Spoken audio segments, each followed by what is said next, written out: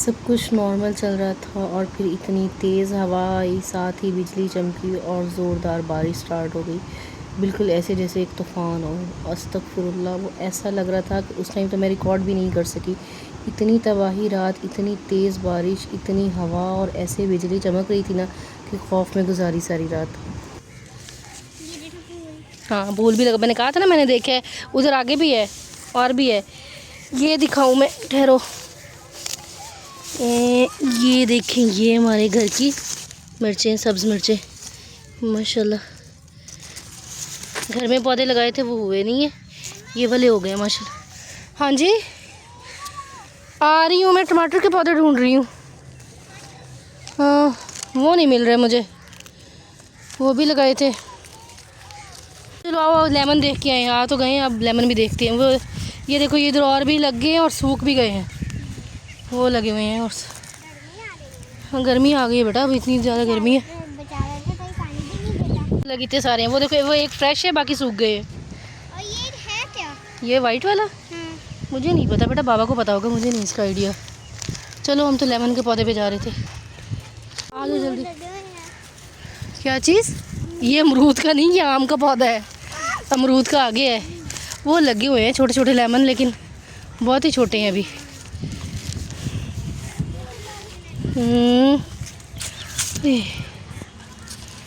बाबा आ गए। चले, देखो मिट्टी आ गई है, देखो कितना तूफान आने लगा है। ये हल्की हल्की, और बच्चों ने अपना हंगामा शुरू कर दिया है। और बिजली भी ऐसे बार बार जो है ना, वो अपना रंग दिखा रही है और डर ही लगता है जब वो बिजली बहुत ज़ोर से चमकती है।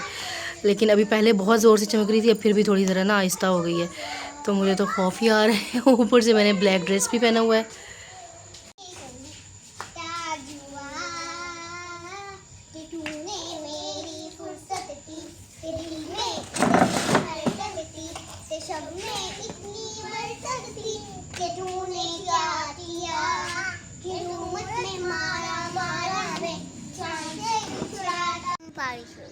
बारिश होगी, मुझे नहीं लगता, मुझे लगता अभी बस दिन साफ हो जाएगा। रात का वक्त था, सब कुछ बिल्कुल नॉर्मल लग रहा था, लेकिन फिर आहिस्ता आहिस्ता हवा तेज़ होने लगी, बिजली चमकी और ऐसे बारिश शुरू हो गई। और हवा इतनी तेज़ थी, इतना तूफ़ान था रात को, और साथ ही लाइट भी चली गई। और मैं उस टाइम फिर रिकॉर्ड भी नहीं कर सकी। पहले हल्की हल्की बारिश हो रही थी, उसमें बच्चे एंजॉय कर रहे थे, मैं भी बैठी थी उनके पास, तो हम लोगों ने खूब एंजॉय किया। वो तो मैंने थोड़ा सा रिकॉर्ड किया, लेकिन जब बारिश बहुत तेज़ हो गई तो फिर बस वो आधी रात को लाइट भी चली गई। और हम लोग इतना मैं तो डर रही थी, बच्चे सो गए थे खैर, कभी अंदर कभी बाहर, क्योंकि लाइट भी चल रही थी, कमरों में गर्मी लग रही थी और बाहर हवा बहुत तेज़ थी, बारिश थी, तो वहाँ भी नहीं लेट सकते थे। और यहाँ पे सुबह से ना, ये कोई 6 से 7 दफ़ा ऐसे बारिश आती है, मोटी मोटी कनियाँ, और उसके बाद से ना फिर वो ख़त्म और तेज़ धूप निकल आती है।